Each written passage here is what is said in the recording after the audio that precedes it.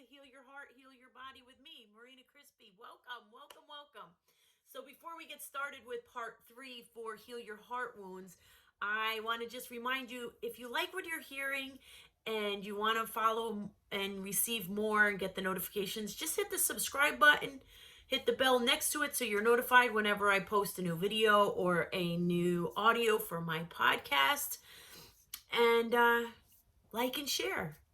So, how is everyone today? I hope you're all doing great. So, today is part 3. And ye though I walk through the valley of the shadow of death, I will fear no evil, and you are with me. Your rod and staff comfort me. So, no matter what valley we are walking through, what giants we are facing, what stuff we have in our closets from the past that we did that we haven't shared, God's always going to comfort us, regardless. Regardless if it was divorce, regardless if it was infidelity, regardless if it was finances, regardless what it is, he's still going to love you and comfort you through it. So let's talk straight here. I love to talk straight anyways, so here we go. Because I don't like to sugarcoat things, because I want you guys to really feel what it's like to get the healing, to get freedom, to understand that you don't have to carry this around like a medal that you just ran. I just looked up there because I have a couple of medals from when I ran a 5K and when I ran a half a marathon and stuff. We don't have to wear our past and our stuff like a medal. We don't. We can just release it and let it go, right? So let's talk straight here about broken hearts. They're not always the result of something innocent.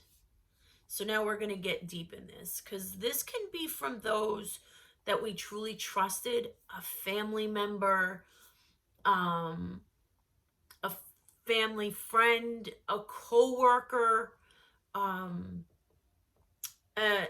schoolmate, a college mate. This can be something that has happened by somebody you trusted and loved, somebody that you cared about, somebody that you thought was going to be your ride or die, who actually really acted maliciously and betrayed you. Yeah. So broken hearts are often caused by evil and cruelty. Sexual abuse, verbal abuse. So let's talk about that. And I know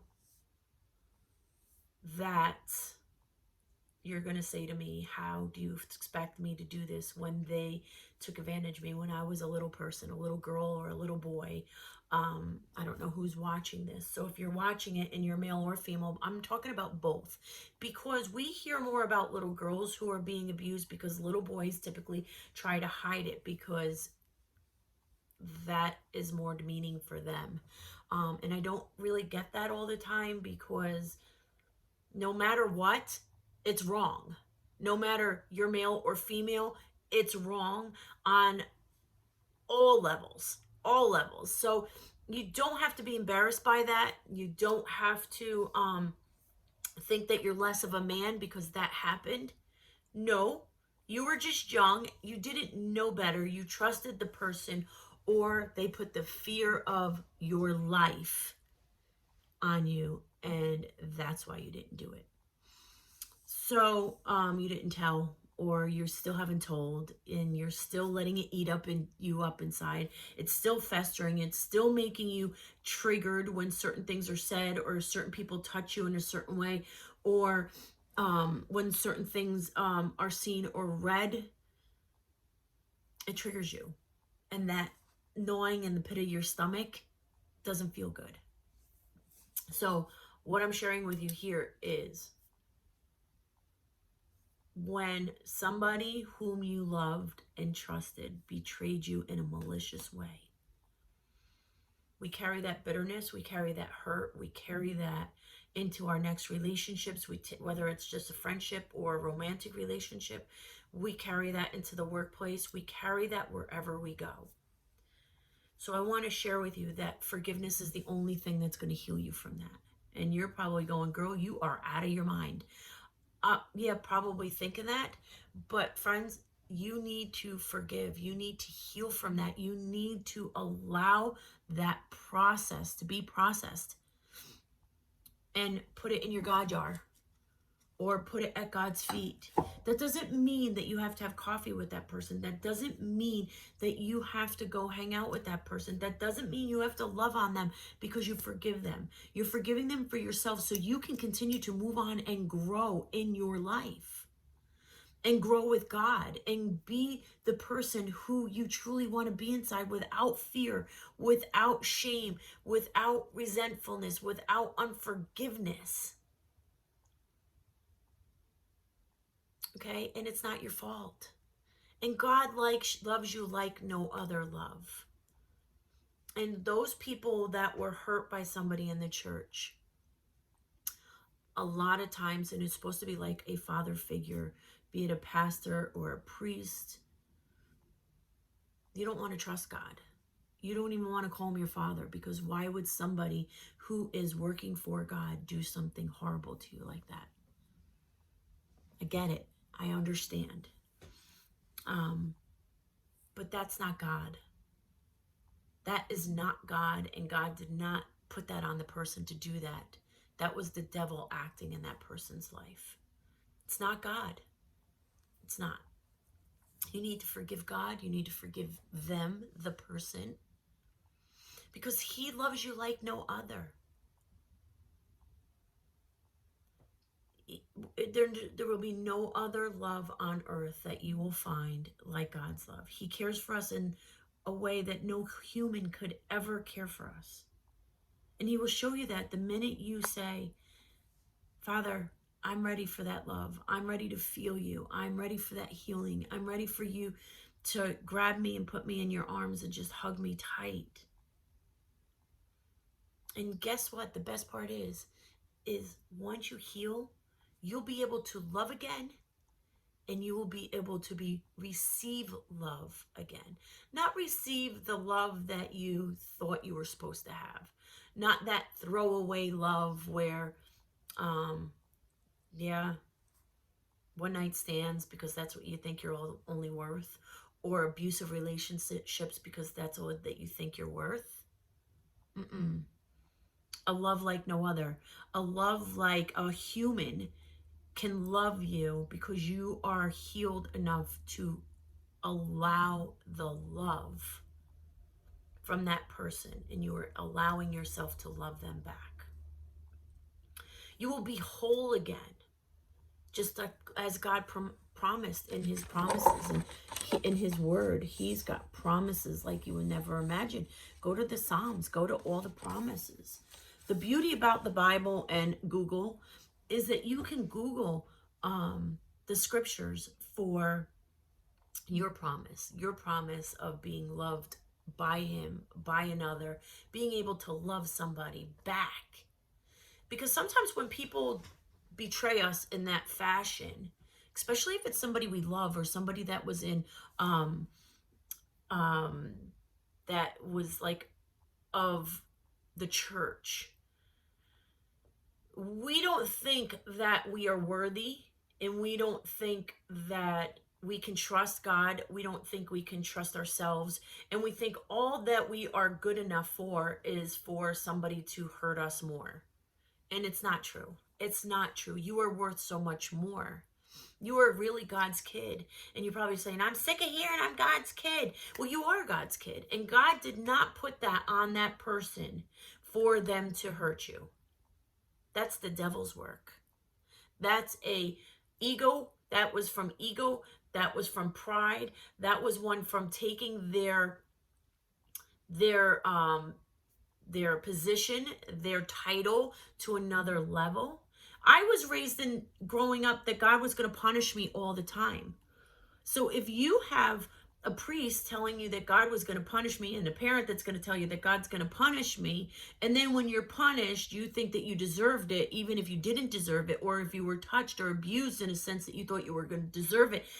But that's not who God is. God is loving, caring. He gives us grace. He gives us mercy every day. He forgives us. He loves us no matter what.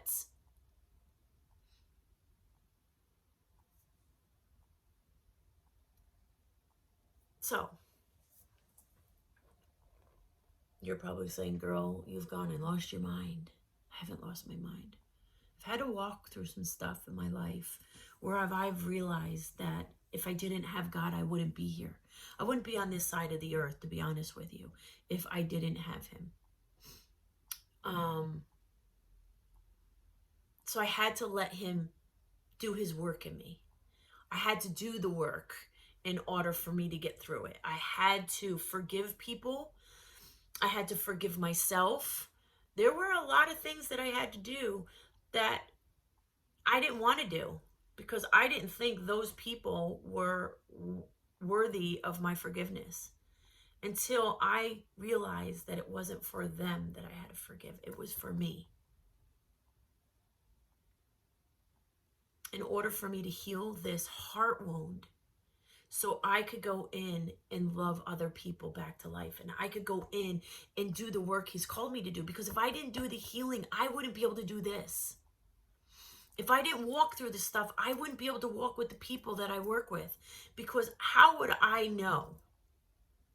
Okay, I'm going to be honest with you. There's some of the stuff I was like, really? You can't have to keep giving me more and more and more and more? And let me share something with you. As I'm working with people,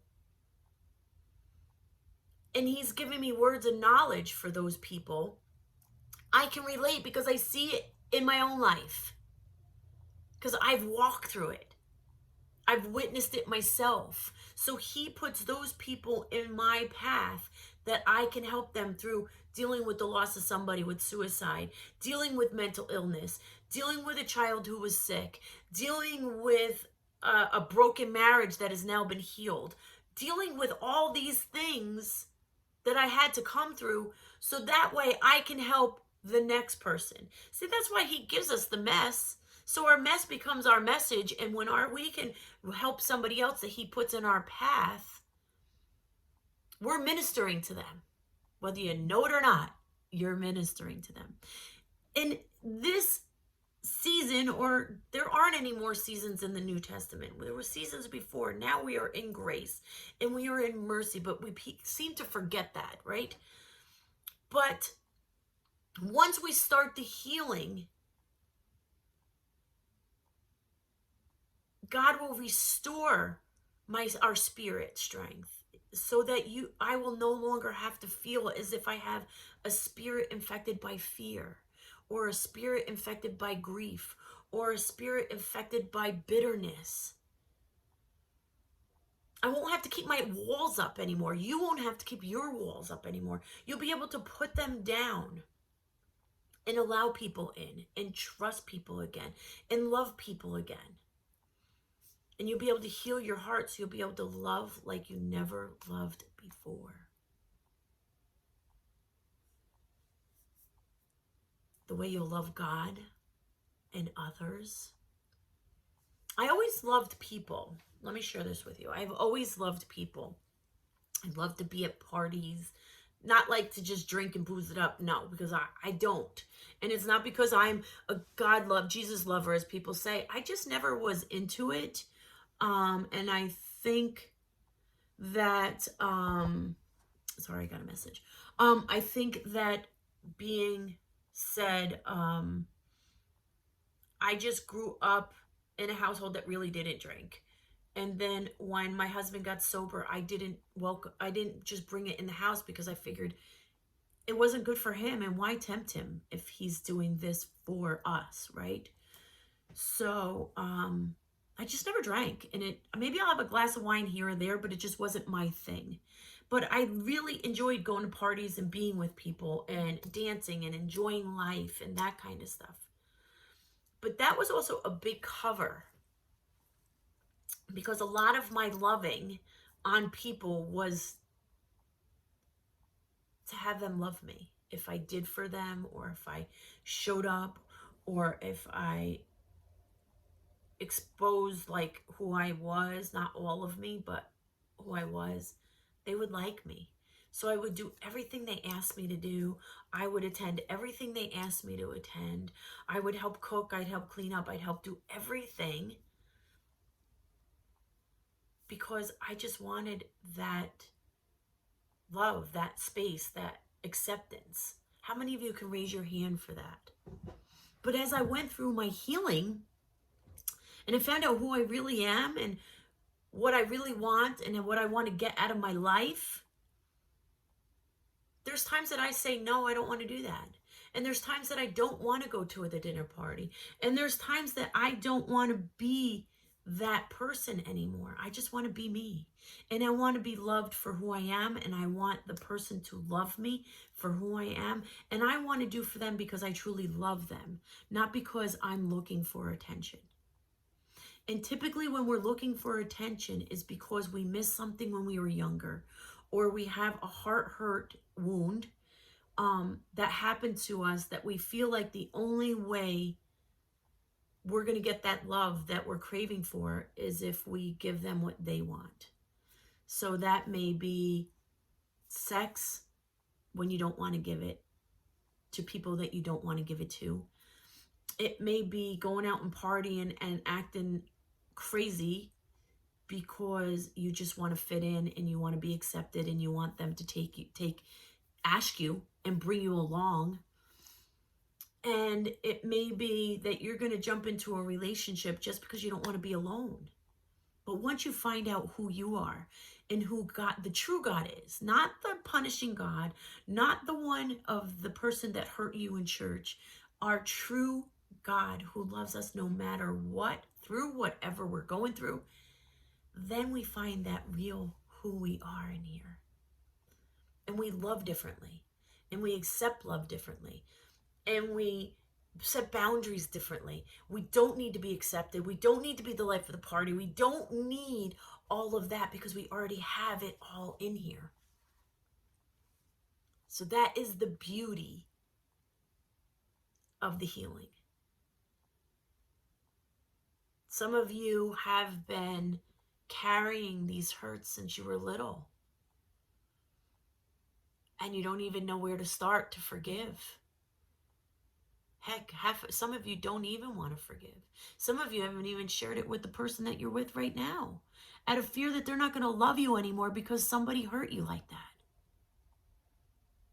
And that is not the truth. The truth is that if you allow yourself to heal, to forgive, to allow the process, that person will understand you. And if that person truly wants to be with you, they're going to love you no matter what. Just as your Father is going to love you no matter what. Your Father in heaven, Jesus. So, in closing, in understanding how our heart wounds can take us and make us do things that we truly don't want to do, that just really isn't us, but we just want that attention. We just want people to know who the heck we are, and we just want that we didn't get when we were little, those I love yous, whether they're true I love yous or if they're just I love yous to get what they want. We have to heal here first so we know what it is that we are expecting, and we know that what boundaries we're going to set. And then once we carry ourselves with that, you're only going to attract the person that is going to love you like that, that's going to treat you like that, circle of friends that are only going to want you to be there, not just because you're doing for them, because they truly enjoy every minute that you spend with them. So if you want more help with that and you have questions for me, if maybe you just want prayer, go on over to www.marinacrispyhnp.com or follow me on Instagram at heal_your_heart_19 and meet me over there, because I post encouraging kind of posts to get you through this. And I'm going to probably start doing some lives over there, but I haven't done it yet. But I'm going to do it. So I truly want to help you. I truly want to be here for you. If you want to talk or if you just want to set up a quick, let's meet each other and see if we're a fit, then meet me over there at www.marinacrispyhnp.com, and I'm going to put it in the description so you can find me. Okay, hope you guys have the best day, and remember, you are worth the healing, you are worth true love, you are worth the best life ever, because you are enough. Okay, love you and have the blessed day.